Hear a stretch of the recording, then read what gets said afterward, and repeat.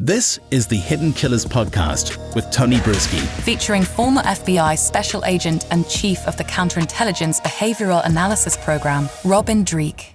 Asa Ellerup's Peacock Payday may not be such a payday after all, as there's been a lot of outrage in the community of Long Island over her seemingly profiting from her side of the story of her husband, Rex Heuermann, accused of being the Long Island serial killer. You may remember a little bit earlier in the year, she was approached by 50 Cent's G Unit Productions to do a documentary, to have a camera crew follow her around. And I don't even know what they're going to do. Just see what she has to say, which I think is going to be incredibly incriminating.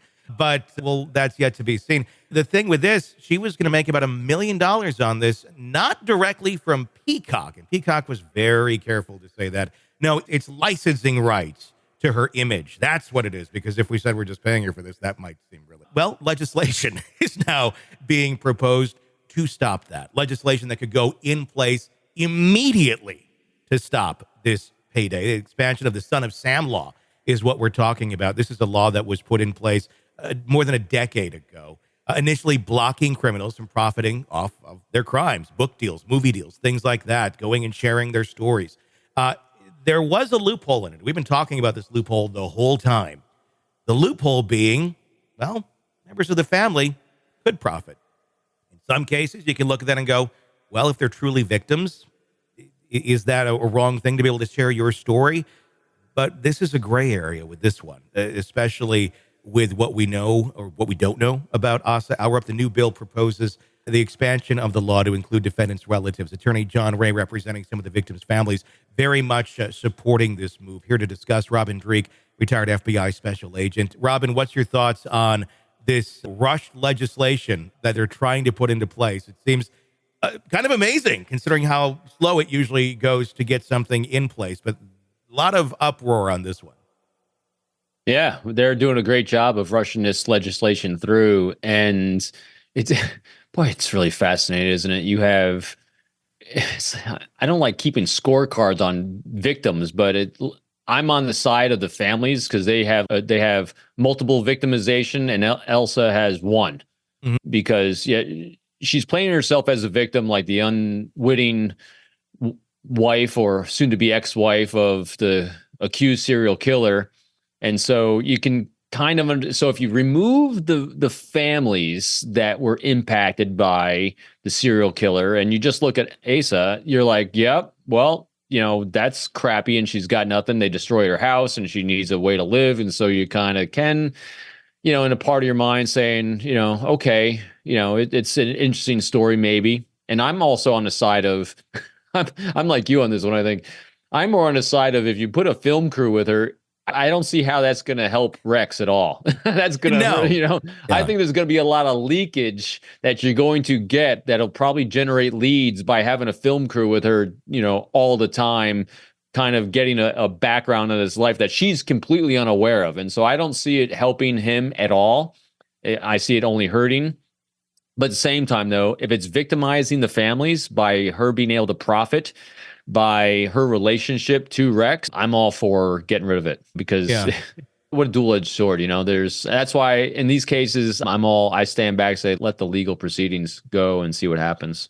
Ellerup's, in her court appearance she made the other day with her attorney, Robert Macedonio, they criticized it and proposed the law as a constitutional infringement. There's been other arguments being made about this being a First Amendment infringement as well as some issues there regarding the law's application to family members who haven't committed any sort of wrongdoing. If we do put this into place, this would be in place for everyone. Now, we are looking specifically at this case and the reason why we want it there, but not every case is like this. I mean, if you look at other situations, if you were to look at BTK and his daughter Carrie, who is a victim advocate who's out there that is trying and doing the right thing and truly not trying to profit on things like this, but it has become a lot of her identity. She has embraced a lot of it, but for a good cause, to help people. I don't see Asa out there trying to help anybody with anything here other than herself. And there's a big difference there, but this law, again, this is a New York state law, so it depends. I mean, if there was another case like that in New York, it would apply. it would apply the same way to someone who is not out there trying to do any sort of harm, but trying to do good.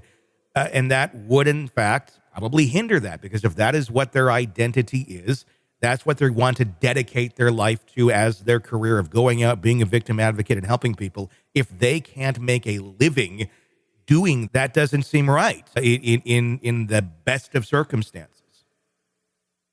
Yeah, it's catch-22 for her. Yeah. It's a real shame that, and you brought up such a great example with BTK's daughter. Here's someone that is basically using her relationship for something more than herself. Yeah, and waited 10, 20 years to even go down that road too. And that I think is the great point here in the differentiation, is that the BTK's daughter is using it for victim advocacy. Yeah. And to use it, that relationship to support and provide for others. And she'll benefit from that, but, indirectly, because her main focus is that. Asa, on the other hand, right now, isn't vocalizing things like that. And I think that's to her detriment. She has not come across in the public eye as much as a unwitting victim as like BTK's daughter has. And I think, when you're doing these things in public view, you become subject to the court of public opinion.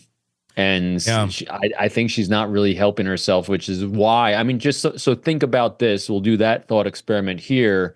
If she was saying that she is going to take all the proceeds from this as a victim advocacy move for the victims' families of this, I seriously doubt that they'd be going for this law. Yeah, I completely agree. It's just is there a way to separate the two in a bill, in a law, or something like this to define the two? That's the thing. And again, too, to say, okay, well, all the funds are going to go to victim advocacy. Great. I guess it's almost like a charity at some point, where if you work for a charity full time, you got to make a living too. You can't just do it completely, out of the goodness of your heart. If you have free time and you have income to do it, sure. But sometimes if this is what you are dedicating your life to, you also need to eat and have a roof over your head. So some reasonable amount of income is expected if you are working for full time for a charity.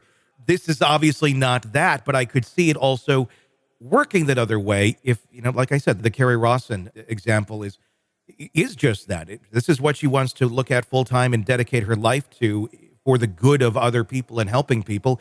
She should be able to make a living on it. Maybe not within reason, but this is such a gray area in between if we were to legislate something like this. I don't think she should get the money at all, but I don't know the gray areas in here and the far reaching effects, the long-term effects of this beyond just narrowly looking at this case alone. I'm wondering if, again, because you have shows like ours talking about this, as you're chatting, my mind was kind of working through, all right, so what could you do and what would be beneficial? And so if you have written into that law that you could not individually profit, but that you could sell rights, you could sell likenesses and things like that, and the only thing you're allowed to do was to fund a nonprofit in support of victims of these types of crimes. Just so think about that.